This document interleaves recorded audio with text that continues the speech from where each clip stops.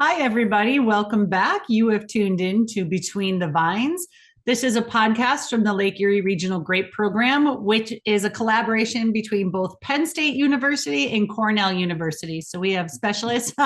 We're both flying I colors today, know. almost like we Yeah, planned that. it's perfect. We have specialists from both of the land grant universities because our grapes and our region cross both state lines, and we do the same viticulture, the same practices. So we might as well collaborate and like 1-2 punch, right? 1-2 punch for our Yeah. growers for all the research that they get with us. It's been a hot minute, not really, not as much as before. This, I think it's been 3 weeks since our last one, and we're going to try to do them more regularly, if not weekly. I can't promise that, but twice a month we would like to update this. So our team puts out what we call a crop update throughout the season, the growing season. So once we hit bud break, which will give you a little inclination of what I'm talking about here, all the way through the growing season, we do a weekly update with timely viticulture, business management, and IPM strategies. If you are at all interested in that, please visit our website. There are ways to sign up for it. But this is cool climate viticulture that we're talking about. So there's a lot of humidity and a lot of disease and things that have to happen throughout the year. I would like to introduce my co-host. My co-host is Andrew Holden. He is our business management specialist from Penn State. And I'm going to let you kick it off today. Cool. Thanks, Jen. Yeah, there's a lot going on. So we'll try to go through all of our proposed topics today as efficiently as possible. But uh, what I wanted to start off talking about is been getting a few questions about the Resilient Food Infrastructure grant that is still going on in New York. It's already done and over with in Pennsylvania and probably most states in the United States. New York was one of the last ones to go through with it, and it was a two-part grant. The first part was an infrastructure uh, grant that was a little bit larger for larger scale investments like processors. So some of our local processors were going or did apply for that grant, and right now we're just waiting to hear back if they're going to receive it. It's been almost a year since that was submitted, and it's just like a lot of these federal grants and federal monies, it's getting tied up at the federal level where we're kind of just waiting and seeing if they can count on that money to be released so that they can let those applicants know whether they received it or not. So we're hoping that that comes soon. With that grant, there's a smaller secondary uh, piece of it that is called the equipment only grant. And that grant is, I want to interrupt you, Andrew. I'm yeah, sorry. go ahead. You had mentioned about sort of the climate of what's happening right now. And it occurred to me that if anybody's listening to this later, they might not know what we're talking about. Today's date Yeah. is April 29th, 2025. So we are in the 2025 growing season. Sorry. Yep. I just thought Yeah. about it. Somebody was listening and they're like, what are they talking about? Everything's fine. Yeah. Yeah. 2025, early 2025. So we're still navigating some of the federal shakeups with the new administration and them freezing some funds. Agriculture funding has been frozen and thawed. Uh, different agencies throughout the year, and it's been interesting navigating that, and along with research grants and other grants that we're working with our respective universities, we're seeing delays in a lot of the funding and questions whether that funding will be available long term. So it's no different for some of these state funding, USDA funded grants, and really this is the last one that we're really waiting on here for our grape growers. And as I was mentioning, the last part of that is that equipment only grant, and that could be used for our growers to buy bulk harvesting equipment, especially bins to take to the processor, which are now being required by many processors in our area. So fingers crossed, we're Many of hoping. sorry, did many of our growers apply for that? It the one that I'm talking about is not yet open, that equipment Oh, grant, but I suspect quite a few will apply. I've talked to many growers that are anticipating applying and wanting to apply. It's just it's not open yet. And the longer it takes, the closer we get to harvest of this year, and some growers are going to have to make that decision whether they you know uh, buy that equipment on their own, hire somebody else that has that equipment, or make another decision. So hopefully that comes sooner rather than later and helps some of our growers out. But So it's not a reimbursement. You actually have to know about it before purchasing. Is that correct? yeah, you have to receive confirmation of receiving the grant before you make your purchase for this one. So it's not something that can be reimbursed after the fact, unfortunately. But yeah, so on the grant front, that's what we're waiting on. Um, it's kind of a wait and see right now, and we're hoping it's sooner rather than later. The other thing that we're waiting on, and we've been waiting on this for a long time, is the federal farm bill. Um, and we're kind of looking for stuff to talk about today, and uh, we're going to be hearing a lot about the farm bill in the next couple of weeks. The ag committee is going to be proposing the farm bill, and uh, in the beginning of May here. So we're going to see um, a lot of headlines. There's still It's been 2 years. They've had two extensions of the Farm Bill. They're supposed to pass it every 5 years. The last one was passed in 2018. So it was supposed to be passed in 2023. It got extended for 1 year, and then they recently extended it for 2025. So by September of this year, they need to get the Farm Bill passed or extended. And there's a lot going on at the federal level when it comes to budgets and budget cuts, and it's going to be a battle just like it usually is. And there's been years where it's been tough fought and delayed before. So I'm hoping that we can get a new farm bill.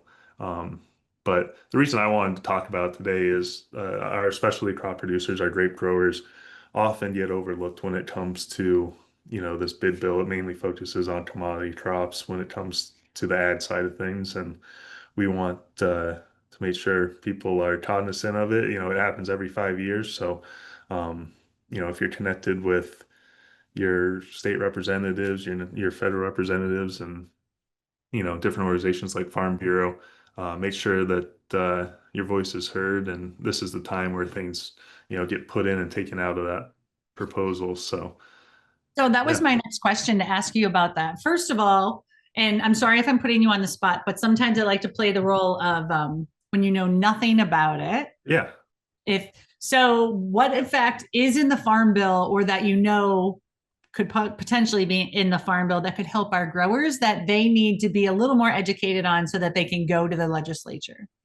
Definitely, definitely. So the Farm Bill is made up of 12 different titles, and it includes, I have a list here, it includes commodities, conservation, nutrition, credit. So, think federal loans, rural development, research extension, and related matters, which, directly affects us, forestry, energy, horticulture, crop insurance, and there's a Title 12's miscellaneous. So a couple different things in there. But just from those titles, we know crop insurance is really huge in our industry, and I know that there's been some proposals for changing some of the grape insurance practices with the new Farm Bill. But then also, the funding for horticulture, covers um, research and infrastructure for fruit and vegetable, or yeah, for fruit and vegetables. So we're there's a couple different titles there that affect markets and affect sales of grapes for growers here. Um, and loans, credit, obviously, if you take advantage of any of the USDA loan programs, that is important to keep an eye on as well. Okay, perfect. Thank you for clarifying about the farm bill and what is in it thus far. And I don't know how many of you remember, but we actually held farm bill listening sessions at the Cornell Lake Erie Research and Extension Laboratory that had Congressman Nick Langworthy was there, and others who are working on the Farm Bill to hear our concerns from our region. But they can still voice their opinion since it hasn't been approved yet, correct? Yeah, definitely. There's going to be a lot of changes made up until it gets passed, if and when it gets passed, right? So definitely still time, to share. And I know Congressman Langworthy has um, proposed some legislation changes that are grape specific as well. I'm not sure what the current standing on that is in terms of the new farm bill. I think we'll find out here in the next week or two. But yeah, definitely still time to yeah, And how contact do your they, representation. yeah, I was just say, how do they get their voices heard? What is their course of action? Yeah, yeah, local representation and farm bureau and other organizations that represent our farmers or growers here. Yeah. Okay, so let's be a squeaky wheel. Right? Squeaky wheel gets the oil. So please get out there and talk to your Farm Bureau representative, talk to your legislatures, and make sure that specialty crops are definitely included in the Farm Bill. And extension and research. I need to have that plug for that as well, please. Do you have anything else you want to update us on, Andrew? I think that's it. I know we've had a stretch of some warm weather and things are really waking up here on Lake Erie. Is that the softball to me? Yeah. So I appreciate that.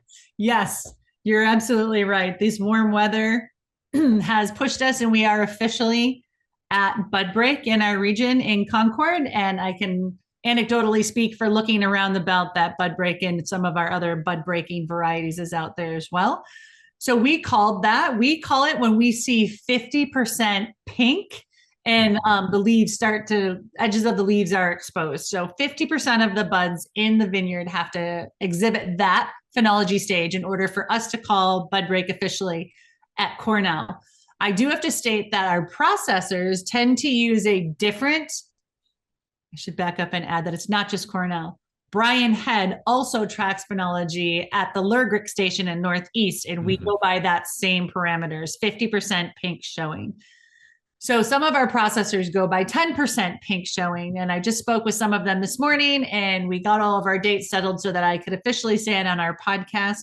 I do know that Brian Head called bud break officially down in Northeast at Lergrick on Friday. That would be, I think it was April, I'm looking at my calendar. Thank you, April 25th, which is a day before we officially called it at Clairol, which was Saturday, April 26th. That is 50% pink. The 10% were called, Brian said, in Northeast on the 21st. And then that would be Dan Sprague at our research station had said that it was Wednesday. And so if you're going off of the 10%, we officially, for research reasons, call that, as does Penn State, at 50% pink. So those dates, Friday the 25th for PA and Saturday the 26th of April for the Lake Erie region in New York. How's that compared to previous years or the average? Yeah, thank you for asking that question about where it was in the past, because that is a part of my research for the Lake Erie Regional Grape Program. I am looking at not only microclimates and flora management, because we're non-irrigated in most of our Concord vineyards in this area. It's just, there's not a lot of room to do that for added extras and still be profitable, which I would love it if everybody could irrigate their Concord vineyards, but it's not feasible. So how can we give them enough water and nutrient availability in non-irrigated vineyards as part of the work that I do? I also do research in frost and freeze protection, which came about because of the fact that our green tissue bud break was happening earlier and earlier throughout the decades. And that means our frost-free days have not changed, like the chance of frost has not changed. So like April 28th is around that time when we can have our last freeze, but then you still have the threat of frost through May. And anytime that we have green tissue exposed and it gets tinged by these low temperature events, then obviously there's ice nucleation, which is the water inside the the plant itself can freeze and the life Mhm. cells. And there's a whole lot of science behind it, which I don't want to bore you with, but we are certainly looking at that. So in doing so, I looked at the bud break with that phenology data set that's located on our website, lerhp.com. Dr. Terry Bates and his research team, along with his predecessors, have kept this amazing historical phenology, bud break, it's hard to say, bud break, bloom, veraison, how many growing degree days there are between those, and just an amazing wealth of knowledge to see trends which pointed to this research actually. So in the decade of the 70s, there was only one growing point because we started collecting, I believe, in 1979 with the bud break data. That was on May 10th. The first show of green tissue that could be affected by some sort of frost or freeze event was May 10th. Then in the 1980s, it moved forward to May 6th. That was the average across the decade of bud breaks, some below, some behind, but the average was May 6th that we saw that green tissue. The same thing happened in the 1990s. It was May 6th. In the 2000s, that first decade, it went to May 1st. So you can see we started off at May 10th. Now we're at May 1st, and that is 4 decades later.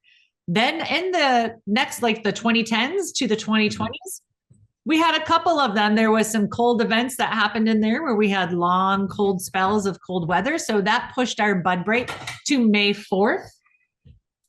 So in the 2020s, now we only have 5 growing points, 5 data points for that.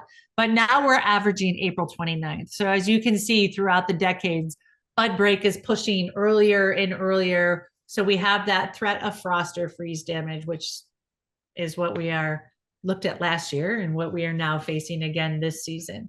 It's really promising, though, that our 10-day forecast has some good weather in it. So I think the lowest temperature I saw, and I would go off of our Clairol weather station. Here's a shout out to the NUA network. So there's a lot of beautiful weather data there that can help you make not only your decisions about viticulture, but also spray practices and disease management. So I go off of our station at Clairol when I do our crop updates for our region. I can't look at everybody's all the time, but you can certainly do that. Find the one that's closest to you and use that as a reference point. So historically, we're pretty early this year. Yeah. When you compare it to past years. Unfortunately, yes. If you were looking at just the last 5 years. Yeah. Excuse me, in 2020, it was May 15th. It was really late that year. That was beautiful to get us through most of those. Everyone's on pins and needles for the month of May in this region. Yeah. In 2021, it went all the way up to April 20th. So, and keep in mind, this is off of like heat units. So we have to warm the soil up, and the soil then wakes the roots up and sends all the water up through the trunk. And so essentially during the winter, the bud and the vine, the vascular systems are disconnected. And then as that water moves through, those connections are remade. And that's when we start to see the bud swell because it's heated the soil up because we've had enough heat degrees. And so here we are. Now, what does that mean for us viticulturally? So means you're gonna be watching the forecast every day, right? Which is trying to, hey, everybody, the next 10 days looks fantastic. I can tell you, I spoke to my colleague, Maria Smith at Ohio State, and they hit it a bit earlier than we hit our bud break. So they're also it's a little tumultuous. We just want to get past May so that we can have, I don't want to say it's going to be fret free, but May is very tumultuous in Eastern viticulture once you hit bud break early. You do have to worry about things like the flea beetle or steel beetle and climbing cutworms. They munch on the buds. But now that we're sort of past that one's sort of going to the wayside. But once those buds open and we have heat units, it goes quickly. So I need you to be on top of your shoot growth and make sure you're getting those important sprays in. If you are curious as to what that time is, you can certainly reach out to us and we can guide you on that. But there is an amazing resource that we have for our area, which is the New York and PA grape guidelines, which has all of the phenological stages on that, what and when you should be worrying about that. or you can come to our coffee pot meetings and learn about the timely viticulture and IPM, because that is definitely on topic every week. So I have a question, Jen. Yeah. Since we are talking about weather and mainly temperature, I know this evening we're supposed to get some maybe high winds and possibly, thunderstorms with hail. I know hail can be damaging, but how vulnerable are the buds at this point when it comes to wind and other weather? That's a really good question. And I'm going to put it towards an analogy that I had for a couple growers called me and mentioned that they haven't been able to finish their pruning. Mm, And I get it. We had a lot of deep snow for a long time and then just frigid temperatures, and it was hard to get out there. And they had wondered if they should continue to use their mechanical pruners at this point in time. Unfortunately, you can absolutely get through that, but I need you to know that the machine and the shaking and the cutting that's happening, you will knock your buds off. So if your vines and buds are whipping around, your canes are super, I'm not saying super long. I did say it, but that's not what I meant. Not pruned yet. There is a possibility that they could whip around and knock into each other and knock those vulnerable buds off. To get back to that question, if your pruning is not done, you can actually get out there and mechanically prune, but just know that you're going to farm secondaries when you do that, which maybe that's okay. Maybe that's part of your acreage, and maybe it's some acreage that needs a little bit of a rest, unless you were in the frost area. And they're very rested at this point in time. But or you have other options. You can wait and do shoot thinning between the 5 to 10 inch shoot growth range, when you can go out and count shoots and know that you have too much fruit hanging out there. So then but you need special fingers to do that. So make sure that you have the equipment. And if you have questions, give us a call. And there's another opportunity if your vines are too heavy, and that's during 30 days post bloom when you're doing your crop estimation. You can then do fruit thinning, but you need to have a mechanical harvester to do that. All of these can also be done by hand, but of course that's a lot of time. So if you didn't do it and you still have acres left to prune, you can get out there and do it by hand, or you can mechanically do it, but know that there's trade-offs with both. There's still options out there. Yeah, there are options out there. I don't know if they're the best options, but there are options. Good. Well, this has been a long, disjointed one. Apologize for any of the background noise. I appreciate you joining us. Andrew and I would like to invite you to join our coffee pot meetings. So every Wednesday throughout the growing season, starting next week. And they are from 10 to 12, and we hop around to different states and different counties in those states at a grower location, usually one of their barns. They open it up for us, and then we bring coffee and donuts and research-based information and answer questions. But another really good part is that we get our growers talking, and we get our growers sharing information. And from those have stemmed much research that has, and not just from us at the Lake Erie region or Dr. Terry Bates, but also Greg Loeb. It's because of our growers at these meetings where they had said, I don't think that our grape berry moth model is matching up to what we had done in the past. I think it might be slipping. So it has prompted Greg Loeb and Flora Acevedo, Greg Loeb from Cornell, Flora Acevedo from Penn State University, to look into it a bit more straight from our growers and the things that you're seeing. So I want you to know that that's what we're here for. Our land grant mission is to give this information to the growers, help our growers be sustainable and productive well into the future. So come, share your questions, share your concerns, and we'll have a coffee and donuts around it. And you're taking the donuts with you, because I can't eat all of them by myself. Very tempting. And they start next week. So look on our website, lergp.com, for that schedule if you're interested in going. There are credits, pesticide credits for both PA and New York. A lot of, for your recertification. So credits, coffee, donuts, giggles. Come enjoy. What more can you ask for? Right? We're looking forward to it. We are. Well, that was this week's podcast, Between the Vine. Hopefully you'll check back in a couple of weeks. If there's something that you are interested in or would like some research on, please feel free to email us And we can certainly, time permitting, because it is a very, very quick and fast pace over these next couple of weeks, we will try to incorporate if it doesn't happen in these next couple of podcasts, they will certainly be slated for future podcasts to answer your questions. All right. Have a great week, everybody. Good luck.